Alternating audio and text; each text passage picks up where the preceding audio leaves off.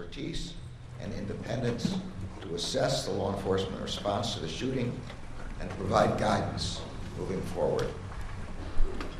As I told families and survivors last night, the department's review concluded that a series of major failures in leadership, in tactics, in communications, in training, and in preparedness were made by law enforcement leaders and others responding to the mass shooting at Robb Elementary. As a result, 33 students and 3 of their teachers, many of whom had been shot, were trapped in a room with an active shooter for over an hour as law enforcement officials remained outside. I also told the families and survivors how deeply sorry I am for the losses they suffered that day and for the losses they have suffered every day since. I told them that the priority for the Justice Department in preparing this report has been to honor the memories of those who were taken from them. And I told the families gathered last night what I hope is clear among the hundreds of pages and thousands of details in this report. Their loved ones deserve better. The law enforcement response at Robb Elementary School on May 24th, 2022, and in the hours and days after, was a failure that should not have happened. We hope to honor the victims and the survivors by working together to try to prevent anything like this from ever happening again, here or anywhere. I'm now going to turn to the key observations and recommendations of the report. On May 24th, 2022 at 11:33 a.m., an active shooter wearing body armor and equipped with a high-power AR-15 rifle entered Robb Elementary School and began shooting into classrooms 111 and 112, which shared a connecting door. Within minutes, 11 law enforcement officers from the Uvalde Consolidated Independent School District and the Uvalde Police Department arrived inside the school. Hearing continued gunfire, 5 officers immediately advanced toward classrooms 111 and 112. Within seconds, shots were fired from inside the classroom. Shrapnel hit 2 officers, and all responders retreated to cover. A single officer then made additional attempts to approach the classrooms, but after 11:40 a.m., no more attempts to enter the rooms were made until 12:48 p.m., more than an hour later. As a consequence of failed leadership, training, and policies, injured and scared students and teachers remained trapped with the subject in the classrooms, waiting to be rescued. Survivors later shared that they heard officers gathered outside the classrooms while they waited. The victims trapped in classroom 111 and 112 were waiting to be rescued at 11:44 a.m., approximately 10 minutes after officers first arrived, when the subject fired another shot inside the classrooms. They were still waiting at 11:56 a.m., when an officer on the scene told law enforcement leaders that his wife, a teacher, was inside room 111 and 112 and had been shot. They were still waiting as broadcasts went out on officer radios that a student trapped inside rooms 111 and had called 911 at 12:10 p.m. to say that that the student was in a room full of victims. That student stayed on the phone with 911 for 16 minutes. The victims were still waiting to be rescued when the subject fired 4 more shots inside the classrooms at 12:21 p.m., 49 minutes after officers arrived on the scene. And they were still waiting for another 27 minutes after that, until finally officers entered the classroom and killed the subject. As the victims were trapped and waiting for help, many of their families were waiting outside the school, growing increasingly concerned about why law enforcement had not taken action to rescue their loved ones.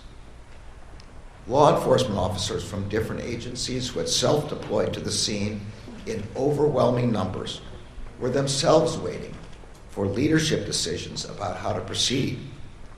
Many officers reported that they did not know who, if anyone, was in charge, what they should do, or the status of the incident. Some officers were confused about why there was no attempt to confront the active shooter and rescue the children. Some officers believed the subject had already been killed, or that law enforcement was in the room with the shooter. 75 minutes after the first officers arrived on scene, officers finally entered room 111. The subject engaged the entry team with gunfire, and the officers responded with fire. 77 minutes after the first officers arrived on the scene, and after 45 rounds had been fired by the active shooter, the shooter was killed. The massacre at Robb Elementary shattered families throughout this community and devastated our country. 19 children and 2 teachers were killed. And untold numbers of students, teachers, and law enforcement officers were injured. The law enforcement response to the mass shooting at Robb Elementary was a failure. As the threat posed to our country by mass shootings has grown and evolved over the past several decades, law enforcement's response tactics have also changed. The massacre at Columbine High School 25 years ago, and the 47 minutes it took for law enforcement to enter that high school, marked a major shift in how law enforcement leaders think about responding to mass shootings. It is now widely understood by law enforcement agencies across the country that in active shooter incidents, time is not on the side of law enforcement. Every second counts. And the priority of law enforcement must be to immediately enter the room and stop the shooter with whatever weapons and tools officers have with them.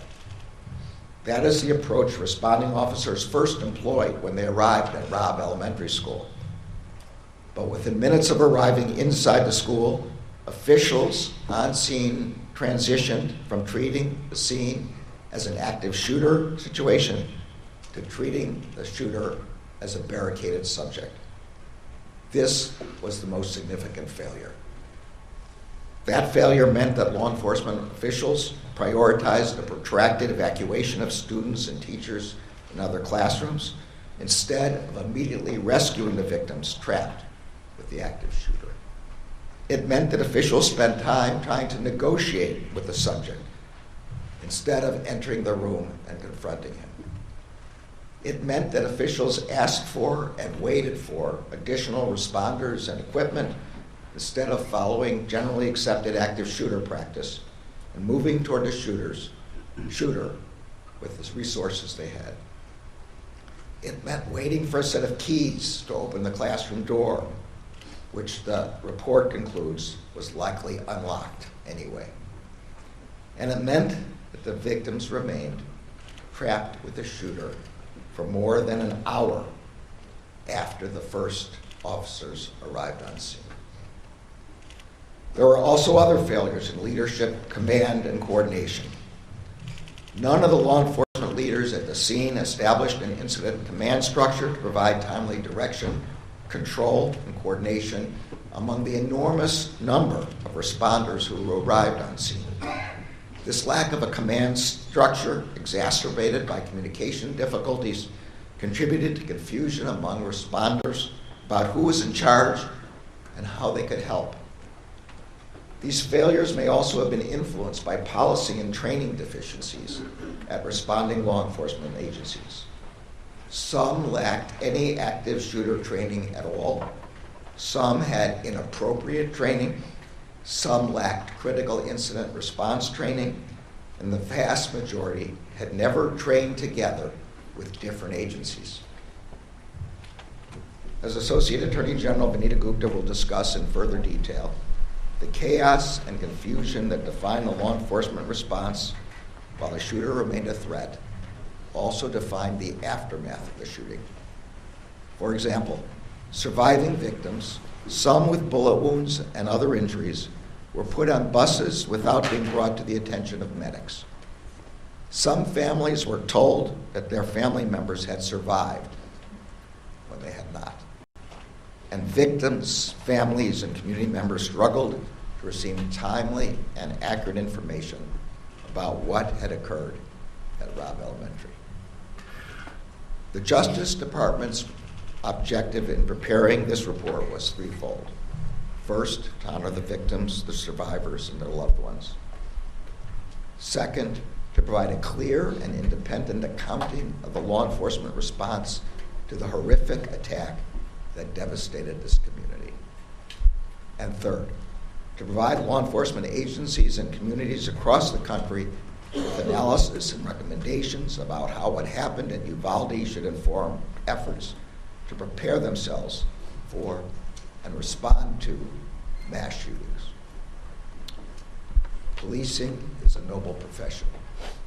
It is also a hard one. It requires training and constant education about evolving threats. The report includes widely accepted recommendations that have been adopted by law enforcement agencies across the country about how to prepare for and respond to active shooter situations.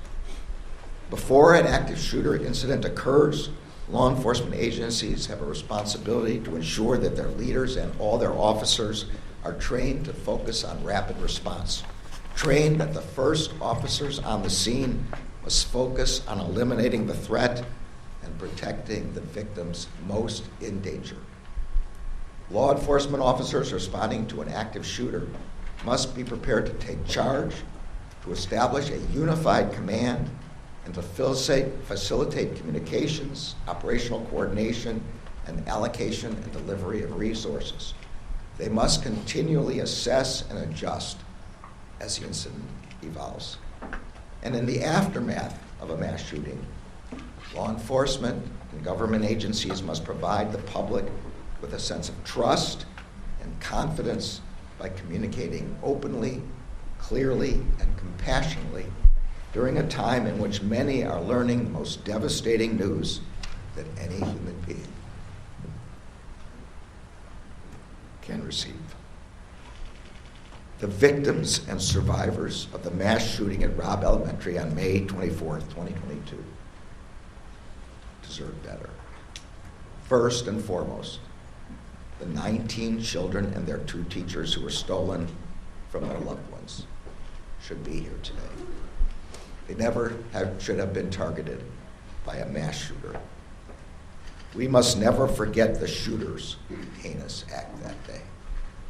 And the victims and survivors should never have been trapped with that shooter for more than an hour as they waited for their rescue. The families of the victims and survivors deserve more than incomplete, inaccurate, and conflicting communications about the status of their loved ones.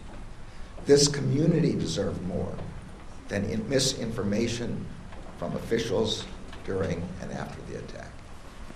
Responding officers here in Uvalde, who also lost loved ones and who still bear the emotional scars of that day, deserve the kind of leadership and training that would have prepared them to do the work that was required. Our children deserve better than to grow up in a country where an 18-year-old has easy access to a weapon that belongs on the battlefield, not in a classroom. And communities across the country and the law enforcement officers who protect them deserve better than to be forced to respond to one horrific mass shooting after another. But that is the terrible reality that we face. And so it is a reality that every law enforcement agency in every community across the country must be prepared for. No community and no law enforcement agency should have to face that threat alone. That is why we came to Uvalde, and that is why we are releasing this report. The Justice Department remains committed to working in partnership with communities across the country and with the law enforcement agencies working to protect those communities every day. In particular, we stand ready to help communities and agencies prepared to respond to a terrible incident like the one that occurred here. We have concluded the department's review, but we know that the work of healing here in Uvalde is only beginning. We are humbled and grateful to stand with this community as you remember and honor your loved ones. I will now turn the podium over to Associate Attorney General Vanita Gupta. Her leadership has been key to the department's efforts to conduct an independent, fair, and comprehensive review of the horrific mass shooting of May 24th and its aftermath. I am also grateful to the entire Critical Incident Review team and to the department's COPS office and to the leadership of Hugh Clements for their tireless work. Vanita.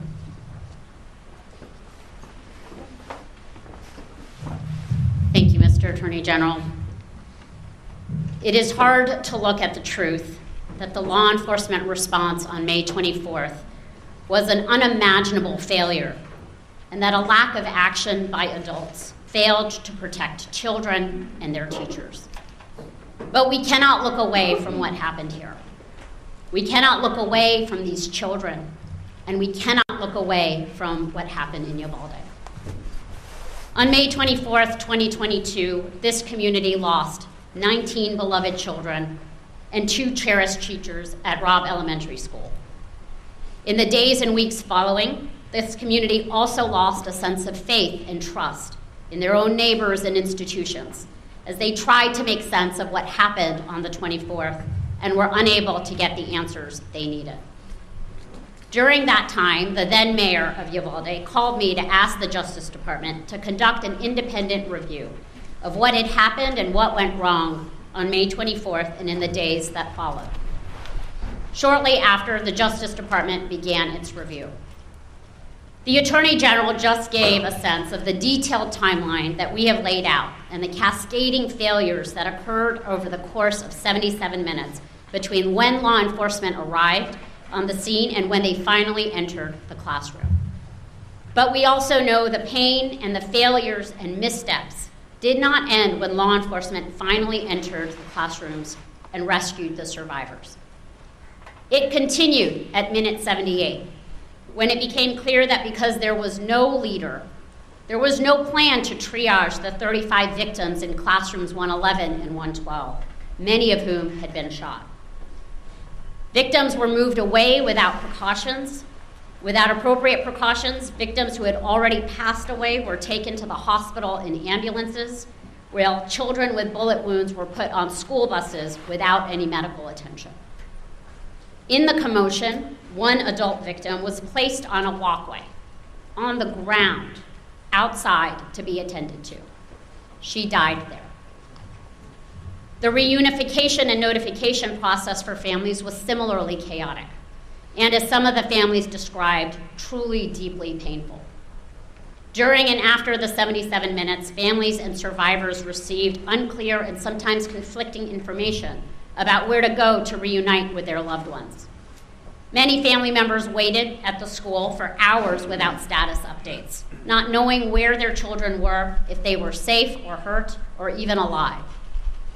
Families searching desperately for their loved ones were sent to different places all across town: the high school, the civic center, the hospital. Some of these details are gut-wrenching.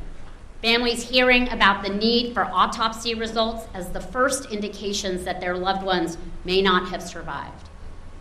At one point, hours after the shooting, an official incorrectly told families waiting for their children at the civic center that an additional bus of survivors was coming. It did not. Inaccurate and inconsistent public communications, including social media posts and press conferences, only made things worse. At 12:06 p.m., law enforcement posted on Facebook, reassuring parents that, quote, students and staff are safe in the buildings, close quote. That false reassurance was never corrected. An hour later, law enforcement inaccurately posted on social media that the shooter was in custody. That post, too, was never corrected. Both impromptu and scheduled news conferences and media engagements contained inaccurate, incomplete, and at times conflicting information.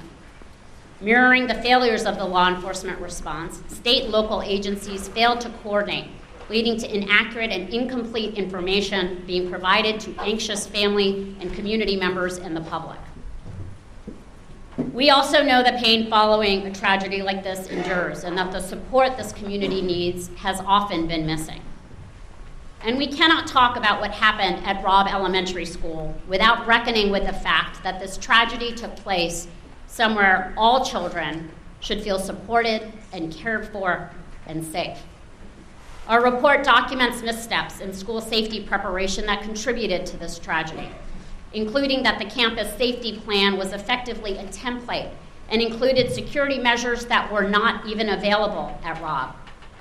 That there was a culture of complacency around locked door policies with interior and exterior doors routinely left unlocked, and that confusion over where to find a master key to unlock classroom doors contributed to the significant delay in entering classrooms 111 and 112. As I made clear last April when I came to Uvalde to meet with families, and as we reiterated to families last night, this report not only looked backwards, but also identifies lessons learned and recommendations for other communities to prevent something like this from happening again. No law enforcement agency or community can assume that what happened here, or in Newtown, or in Parkland, or in Columbine can't happen in their community. That is our reality. This report offers 273 recommendations for law enforcement agencies and other officials in every community. That includes a series of recommendations for law enforcement and government agencies preparing for and responding to mass shooting incidents and active shooter incidents as they occur. In the immediate aftermath of an active shooter incident, law enforcement leaders must continue to provide guidance and direction to all first responders, including triage planning to ensure that emergency personnel can access victims as soon as possible. Law enforcement and government officials must provide proactive, timely, and accurate information, notifications, and give community members as much information as appropriate at any given time to help avoid or mitigate rumors, uncertainty, and unnecessary worry. If an organization shares incorrect information with the public, it should be open about it and correct that mistake.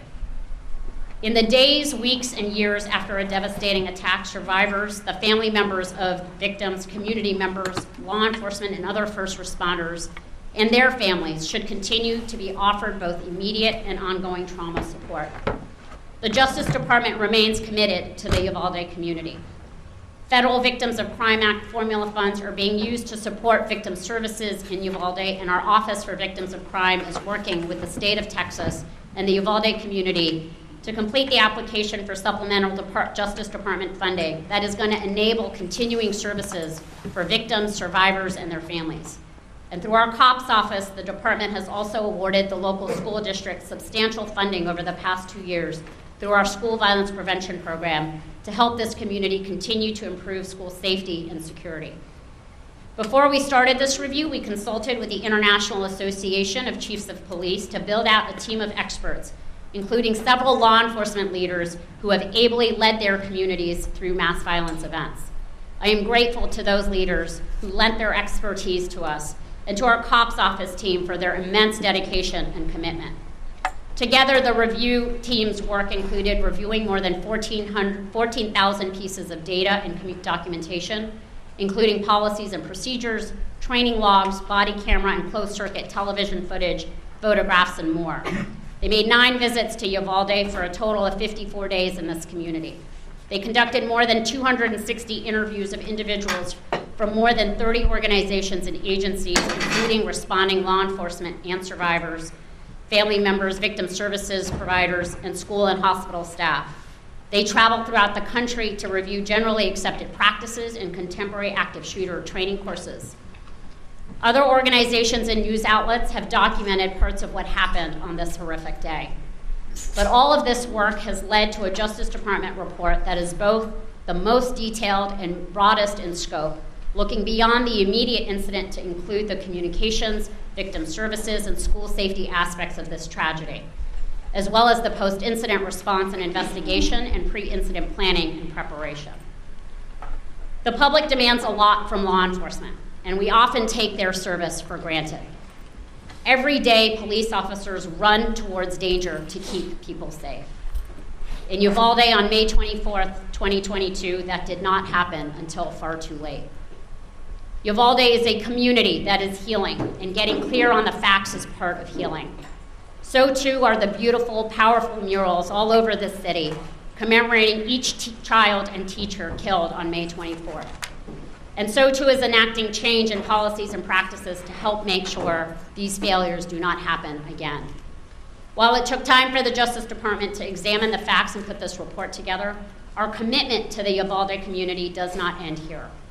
Through available funding, resources, victim services, technical assistance, and training, we will support Uvalde and communities across the country in their efforts to prevent and address violence.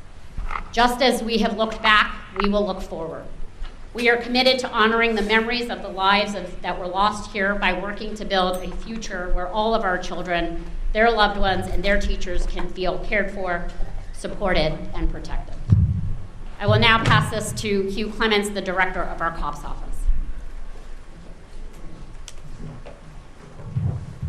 Good morning, and thank you, Mr. Attorney General and Associate Gupta. I know that nothing can take away the pain suffered by the families, the survivors, and the entire Uvalde community. But I do know that the team at the COPS office has been driven to provide an authoritative accounting of everything that transpired at Robb Elementary on May 24th, as well as the events leading up to it and an examination of what happened afterward. As someone with 38 years of law enforcement experience, and 12 of those as chief of the Providence Police Department, I know the importance of having the right policies in place, the right training, and the right partnerships, especially law enforcement partnerships with schools, communities, and other agencies and first responders. This report stresses the importance of those working relationships and how invaluable they are, especially when there's a critical incident. Of course, no one ever thinks something like this is going to happen in their community until it does, which is why the recommendations we provide in this report are so critically important. Unfortunately, the review of the mass shooting at Robb Elementary School is not the first critical incident review that the COPS office has conducted. But having done this before, we know the value of the information provided.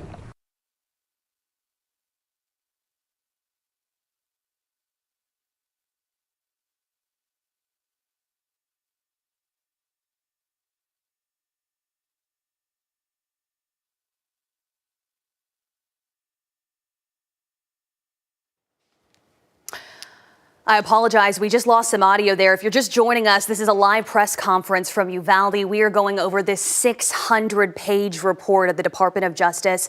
Some absolutely heart-wrenching details emerging right now. So if you're just joining us, just to recap just a little bit. So starting off this press conference, we heard from U.S. Attorney General Merrick Garland. I mean, he just said chaos and confusion is what led a lot of what happened on May 24, 2022, citing through that details of 11:40 a.m. to 12:48 a.m. So many children in there just wondering what was going to happen next. And they said that at 12:10, a student inside there called 911 and was on the phone for 16 minutes. He says one of the biggest failures. Helpful and important to both law enforcement agencies and the communities they serve, as they work together to see how they can improve policies, procedures, systems, and most importantly, relationships.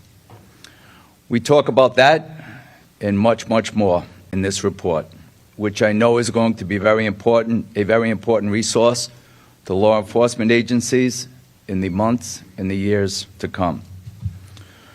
You will see in this report that the team has worked diligently in carrying out a number of critical steps, including developing a complete incident reconstruction, reviewing thousands of relevant documents, conducting site visits, and interviewing a wide variety of stakeholders.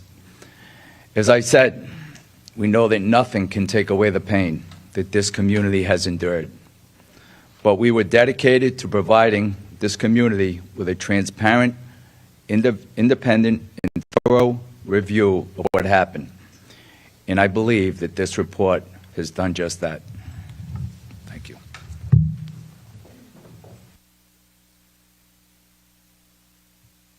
Thanks. Mr. Attorney General, you just described how...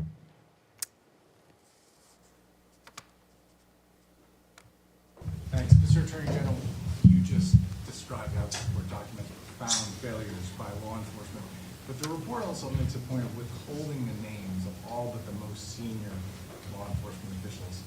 Does this report sufficiently hold accountable the individuals responsible for failures? So the report is an analysis of what happened at Uvalde, including by everyone at Uvalde, all responding agencies. It concludes that this was a failure of leadership, and so all members of the leadership who failed were identified. It also identifies individual officers by rank and by what agency they're from, but the standard practice of the Justice Department in these critical incident reviews is not to name those who are not listed as at fault, and particularly not to name those in lower ranks who acted on the scene. Next question. Mr. Attorney General. Case at 12. In this incident that happened at Robb Elementary, had they acted in the way that was put out as guidelines after the Columbine shooting, would lives have been saved on May 24th?